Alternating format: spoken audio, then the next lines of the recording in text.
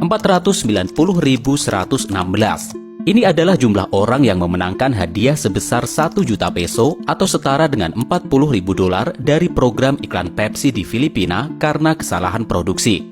Promosi Pepsi ini menyebabkan kerusuhan di Filipina. Akibatnya, Pepsi menghadapi lebih dari 1.000 tuntutan hukum dan harus mengeluarkan biaya sebesar 10 juta dolar Amerika untuk menyelesaikan kasus ini. Dan tidak hanya itu, Pepsi juga kehilangan peluang untuk mengungguli Coca-Cola di pasar Filipina. Jadi apa yang sebenarnya terjadi? Pada tahun 1992, Pepsi melakukan kampanye pemasaran demam digital di Filipina. Jadi cara kerja program campaign ini adalah seperti ini. Di bawah setiap tutup botol Pepsi terdapat nomor unik 3 digit. Pepsi kemudian memilih dari nomor-nomor yang dicetak ini dan mengumumkan nomor pemenang di televisi.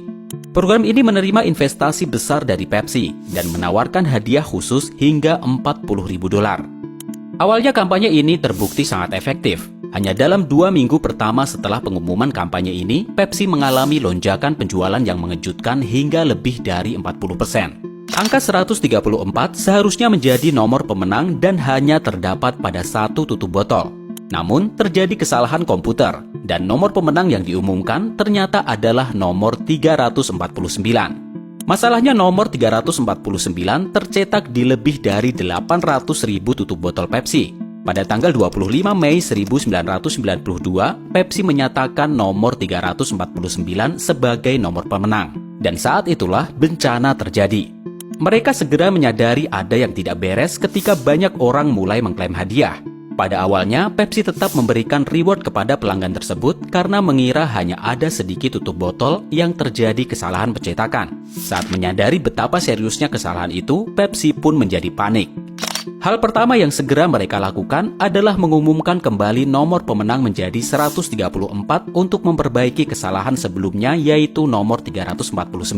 Namun karena masyarakat tidak dapat menerima perubahan ini, protes pun mulai pecah yang berujung pada kerusuhan dan pembakaran. Warga Filipina menyerbu pabrik dan kantor pusat Pepsi untuk menuntut imbalan yang berhak mereka terima.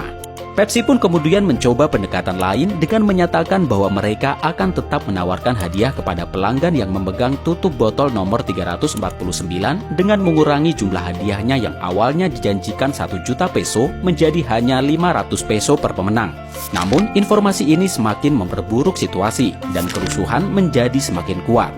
Banyak orang menginvestasikan uang dan waktu mereka untuk menyewa para pengacara untuk mengajukan tuntutan hukum terhadap Pepsi.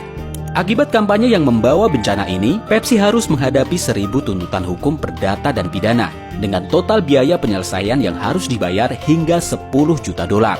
Tak berhenti sampai di situ, Pepsi juga membayar tambahan sebesar 250 juta peso kepada lebih dari 500.000 orang yang terkena dampak kerusuhan. Hingga saat ini, demam angka Pepsi 349 masih menjadi studi kasus dalam manajemen krisis dan antisipasi perilaku konsumen.